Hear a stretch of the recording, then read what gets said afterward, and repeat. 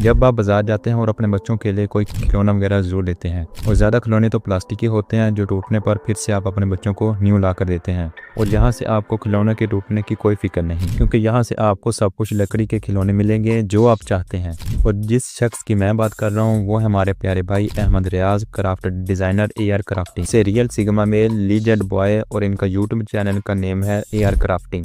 और इन्होंने मुझे भेजा है आपके बच्चों के लिए एक ट्रैक्टर जो इन्होंने सब कुछ लकड़ी का बनाया है।